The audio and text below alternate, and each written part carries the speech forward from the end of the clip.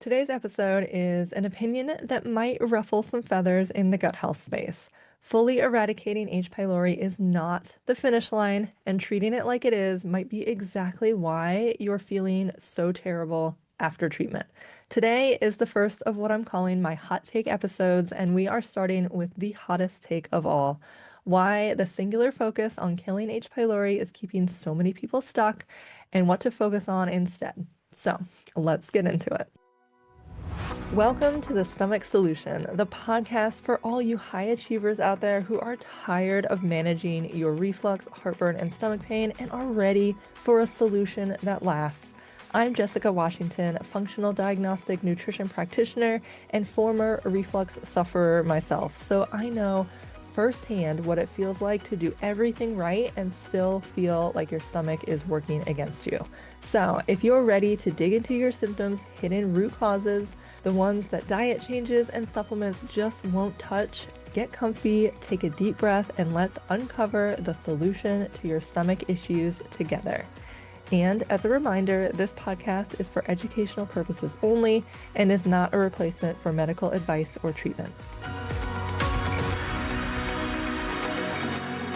Well, hello. Welcome back to the Stomach Solution podcast. So glad you're here because today we are doing something really fun. I see a lot of stuff and I have a lot of opinions on the stuff that my clients tell me they've thought or tried before, or some other practitioner has told them to try. And so instead of just keeping all of these opinions in my brain, I figured, hey, I have a podcast. Let me share those maybe not so popular opinions here so that maybe they can shed some light on this stuff and hopefully spark a conversation and maybe a change of opinion. So I'm starting a new, series that I'll do every once in a while called my hot take episodes. And in this inaugural hot take episode, we are talking about the hottest take of all hot takes, which you can let me know if you agree. And that is the idea that you need to fully eradicate H. pylori in order to feel better. And so, if you've spent any amount of time in the gut health space online, you have probably absorbed this idea that H. pylori is basically the enemy. You find it on a test, and suddenly it becomes the whole story. It becomes everything you need to destroy at all costs in order to have your health back. And so every protocol, every supplement, every dollar you have goes towards killing it. And I get it, right? I get why this is a thing. Because when you've been suffering for a long time, I've definitely been through this as well, and you finally have a name for the thing that could be wrong, the thing that could be causing your symptoms, of course, you want it gone as fast and as completely as possible. But I want to challenge that thinking today because I think this very singular focus on H. pylori eradication is keeping a lot of people stuck and causing you to spend a lot of money that was probably not necessary to spend. So let's talk about this hot take. So first, H. pylori is just one piece of the puzzle. H. pylori is one possible driver of your symptoms. It can absolutely be a main player in things like reflux, heartburn, stomach pain, gas, bloating, constipation, all of it. And I'm definitely not saying that H. pylori doesn't matter and that you shouldn't treat it, because that is also not true. H. pylori is rarely the entire story. If you have been here for a while and listened to more than a few podcast episodes, you probably know that I talk about this constantly. I can work with two people who both have the exact same symptoms. So let's say reflux and bloating are their main complaints. And they can have completely different things under the surface driving those symptoms. That's just how it works. Symptoms are not specific enough to point you to one single cause. So, when someone runs a test and sees H. pylori come back elevated and decides that H. pylori is the reason for everything that they have been feeling, they are making a pretty big assumption because in most cases, it's not the only thing going on in your gut or in your entire body to make you feel this way. It is one piece of a much bigger picture. And that is why I run more than one lab on all of my clients. And if I am just using a GI map, I'm definitely not just looking at an elevated H. pylori marker in isolation. I'm not taking their lab results. I'm not pointing to H. pylori and being like, this This is what is causing all of your problems. I'm also taking into account, like, what do your beneficial bacteria look like? Are they depleted or way overgrown? Do you have any other opportunistic infections? What are your digestive markers doing? Are you inflamed? And I'm correlating all of that information to the client in front of me. Lab results don't tell the whole story, and one marker most definitely does not tell the whole story. As a practitioner, it's my job to put the puzzle pieces together to look at you as an individual, to look at your lab results, the whole result page, not just one marker, and be like, okay, how does this story make sense? And how can I make it correlate to what you're dealing with? And so when you treat H. pylori like it is the only piece that matters, you're missing so much else, and all of those other pieces are very well what could be keeping you stuck. Which brings me to my next point, which is if all you do is run that kill protocol and check H. pylori off the list, you are leaving a huge amount of healing on the table.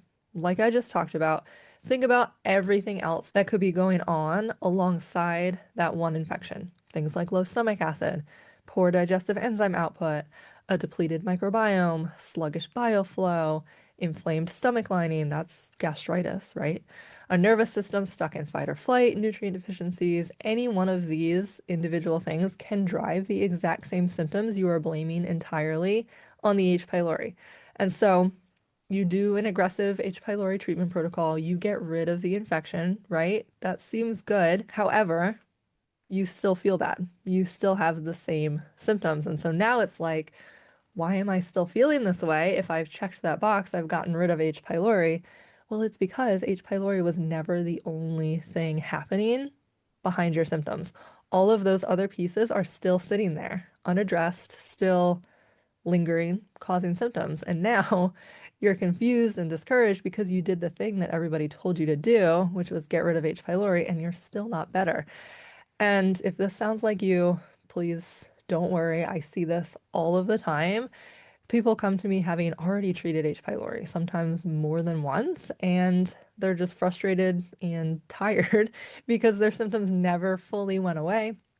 Or maybe they had a few weeks or a few months of relief, and then those symptoms came right back. And that's because eradication was treated as the finish line, as like the gold star, as kind of the one thing that you had to do in order to have success, when in reality, H. pylori eradication is just one part of a much bigger strategy.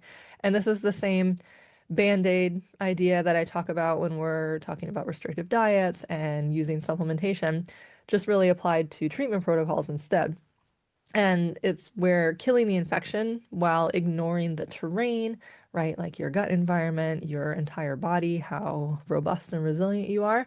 So when you're ignoring that terrain that that gut infection thrived in, that's just another way of managing one piece of the problem instead of actually healing the entire system, right? You're treating the infection, you're doing the thing at the surface that seems like it should be helping, but if your body was a hospitable environment for that H. pylori infection and you never addressed why that infection was allowed to thrive, it's just going to come right back and you're going to be stuck in this cycle of treating and eradicating and treating and eradicating, and nobody wants to be there. And this is really what's kind of the heart of this hot take today, is that H. pylori did not just pop up and invade a strong, resilient, well-functioning gut. That's usually not how things happen. H. pylori didn't just bust its way in there, evading your strong stomach acid, avoiding detection by your robust secretory IgA. No, there's a reason that the H. pylori bacteria was able to move in and take hold in the first place, and that's likely because it found an environment that was depleted and lacking a strong defense. So that bacteria was like, sweet, I'll just hang out here, I'll settle in, I'll get cozy, and it will thrive and start to deplete your defenses even more, cause symptoms, and just kind of keep you stuck in this whole cascade of ill health. And so getting rid of the infection is definitely, again, one piece of it, but whatever was kind of right for that H. pylori to take place, that terrain needs to be addressed, and that's the piece that almost nobody talks about. And this is why it matters so much, because if you go in and you kill that H. pylori and never correct the reason that it was able to take hold in the first place, you're still susceptible. Nothing about your internal environment has changed. And so you are wide open to H. pylori or a different infection moving into that same weakened terrain. And so if you kill H. pylori but leave things like low stomach acid, a depleted microbiome, stress physiology, all of that untouched, you've not actually broken that cycle. You've just kind of paused it, right? You got rid of the infection, but the environment is still there. And so H. pylori or another gut infection is just going to come right back.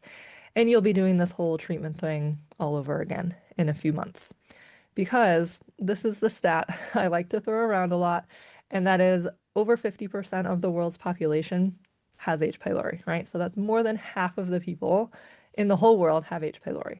And yet, the vast majority of those people never develop a single symptom. They're walking around with H. pylori in their stomach and they have no idea because it's not causing them problems at all.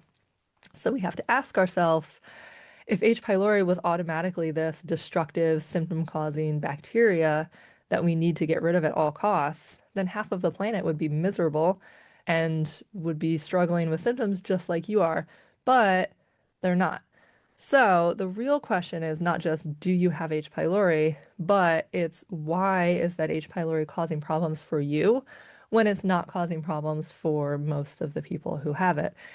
And that comes back to the whole gut and whole body resilience piece. H. pylori can actually live in your gut commensally, meaning it can coexist without wrecking everything, as long as the rest of your gut is robust and resilient. When your stomach acid is where it should be, when your microbiome is diverse and strong, when your gut lining is intact, and especially when your nervous system is calm and regulated, your gut can just keep H. pylori in check and in balance, and it's not running the show. It's not wreaking havoc on your stomach or causing you all of these symptoms, because your gut and your body are strong enough that it doesn't get to run the show. It's not in charge. And the people who become symptomatic are usually the ones whose gut resilience has broken down. Their nervous system is kind of on the fritz. They're stuck in fight or flight mode. They already have low stomach acid. Their microbiome is out of balance. Maybe they've been on antibiotics a lot recently. Maybe they've had some stress trigger in their life that kind of depleted their body's resources. And now H. pylori is like, okay, this is my chance. We're going to kind of cause some havoc in here. So when we shift our goal from just kill the H. pylori to build a gut that is strong enough to keep H. pylori in check, everything about your ability to heal changes. Because now, when we work on the function and the resilience of your whole gut at the same time as we are addressing the infection, two things can happen. One, you see more symptom improvement because you are fixing all those other drivers too. You're addressing the microbiome imbalance, you're addressing the low stomach acid, you're addressing the nervous system, and all of those play, I want to say, as much, if not more, of a role in your symptoms than the actual H. pylori bacteria itself. And then two, you actually give yourself a better shot at fully clearing the infection because you're not asking a depleted, rundown system to fight off this bacteria all on its own. And when you can do that, even if you do not completely eradicate the H. pylori, you can still get to a place where you feel good without symptoms. Because if you have spent that time building up digestion, restoring your microbiome, supporting your gut immune system, calming your nervous system, you have changed the entire ecosystem in your gut. You have made your gut resilient and robust enough that H. pylori is no longer able to be in the driver's seat and drive your symptoms, even if some of that infection is still hanging around. So you really end up here with two different paths. Path one is where you throw everything at killing the infection, do all the treatment protocols round after round, time after time, maybe even throw in a triple therapy here or there, and you ignore the rest. And you either feel really bad afterwards or you maybe have some symptom relief, but then end up right back where you started months or years later. Path two, however, is where you take a step back, you realize that this H. pylori is here and it's definitely something that we need to address, but You also understand that there's a reason why that H. pylori was able to take hold. And when you can build up the strength and function of your whole gut and your whole body while you address that H. pylori, you're able to feel dramatically better whether or not that infection is 100% gone. Because what really matters here is that your symptoms are gone. And so I guess this is something to ask yourself, right? Like, if your symptoms can be gone while you still have H. pylori, is that what you want? Or are you gung ho about getting rid of H. pylori at all costs? And so I know which path I would choose, and it's the path that I take my clients down every single time. And this is why I never treat a gut infection in a vacuum. This is why the foundational work that's supporting the digestion, rebuilding your microbiome, regulating your stress comes first and runs directly alongside any treatment protocol that I'm doing, because that foundation is what actually resolves symptoms and keeps them from coming back. So, if you take one thing away from this hot take episode, please, I want you to stop thinking about H. pylori as a singular enemy that you have to get rid of and start thinking about your gut environment, the terrain in your gut that let that bacteria thrive in the first place. And when you can start to make that shift, that's where you can actually start evaluating and auditing your life, your body, your symptoms in a way that will actually get you better and keep you better for good. And if you are sitting there realizing that you might have been super laser focused on this infection and ignoring everything else, I have a really awesome place for you to start. So I have a quiz that will help you figure out what else, kind of that terrain under the surface stuff that could be driving your symptoms and making you susceptible to H. pylori in the first place. And so this is a really great first step to understanding what's actually going on underneath the surface, underneath that gut infection for you. You can find the quiz at quiz.theguthealingninja.com. I will also put that link in the show notes for you. So go take it. It only takes like 3 minutes, and it will really get you some clarity on what your gut actually needs and help you start working on addressing that whole picture instead of just being focused on that infection. So I hope that was helpful. I hope you liked my hot take. Let me know what you think. Send me a DM on Instagram, rate and review the podcast, write me a note. I would really love to hear what you have to say and what you think about my hot take. So, thanks so much for being here, and I will see you next week. Thank you so much for tuning into the Stomach Solution. If you got something valuable out of today's episode, please subscribe to the show and leave a rating and review wherever you're listening. It takes about 30 seconds and makes a huge difference in helping this show reach the people who need it the most. And if you're ready to dig even deeper into what's going on with your gut, come find me on Instagram at The Gut Healing Ninja, or head to theguthealingninja.com to get more resources and strategies to help you heal. And remember, there is a solution to your stomach issues, and we will find it together.